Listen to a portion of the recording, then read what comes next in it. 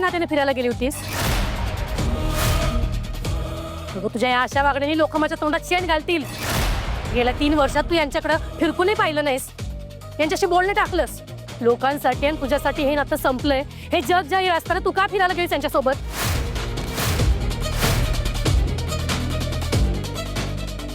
आई आपण नंतर बोलू. नंतर नाही मंजू, आत्ताच बोल. काय संबंध आहे तुमचा? हे बघ आई, हे बघ, जे काय असेल ते मला स्पष्टपणे सांग मंजू.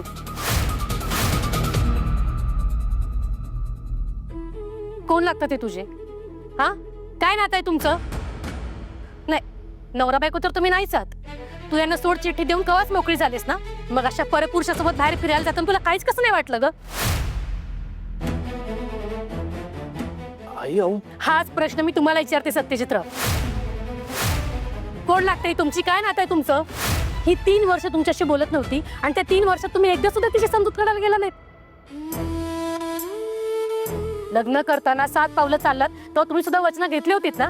मग माझ्या मंजूची साथ अर्धवट का सोडली तुम्ही? आई तू सत्याला दोष देऊ नकोस. साथ त्याने सोडली नव्हती, मी सोडली होती साथ.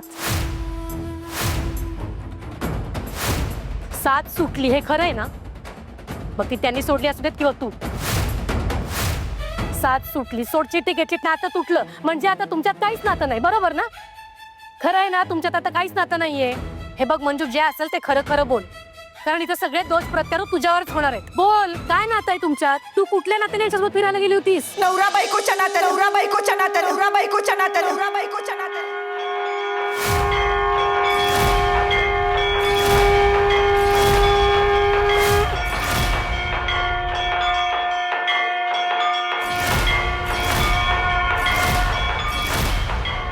अजूनही आमच्या नवरा बायकोचं नातं आहे.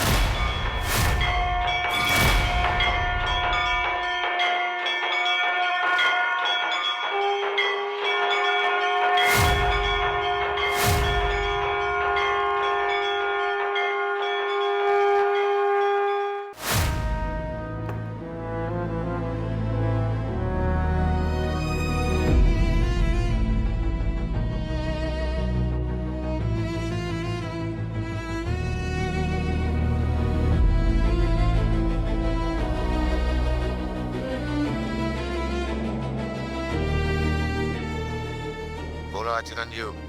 डॅडी साहेब, एक हेल्प हवी आहे. हेल्प? सगळं ठीक आहे ना तिकडे?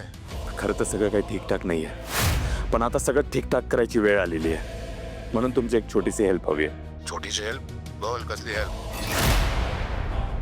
तुमचे काही महत्वाचे कॉन्टॅक्ट हवे. महत्वाचे कॉन्टॅक्ट? मला कळलं नाही. डॅडी साहेब, तुमची इच्छा आहे ना सत्या ह्या जगातून कायमचं निघून जावं? ते सध्या सुटका नुसती माझी इच्छा नाही, स्वप्न आहे. त्याच्या बोटावर चंदनाचा हार बघायचा आहे मला. तुमचं स्वप्न आता पूर्ण करण्याच्या तयारीला लागायचं आहे, म्हणून मला तुमची एक छोटीशी हेल्प हवी आहे डॅडी. ठीक आहे, प्लॅन काय तुझा?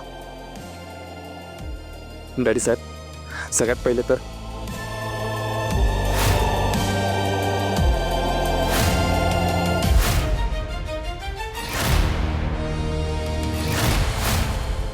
वा चिरंजीव, बापापेक्षाही पुढे गेलात. तिला 1.25. थँक्यू डॅडी साहेब. चला आता लवकर कामाला लागायला हवं. तुम्ही फक्त मला ते कॉन्टॅक्ट सेंड करा आणि काय जे कामाचं अपडेट असेल ना मी ते मला कळवतो. Okay, bye.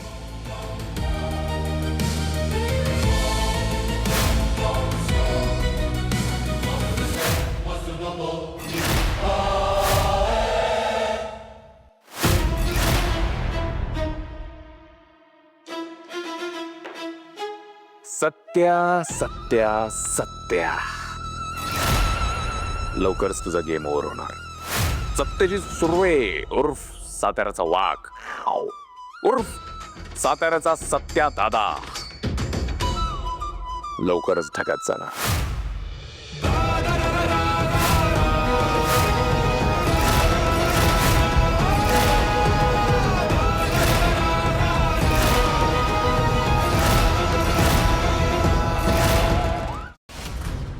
सत्या माझा नवरा आहे. होय, मी सोड चिठ्ठी दिली होती त्याला.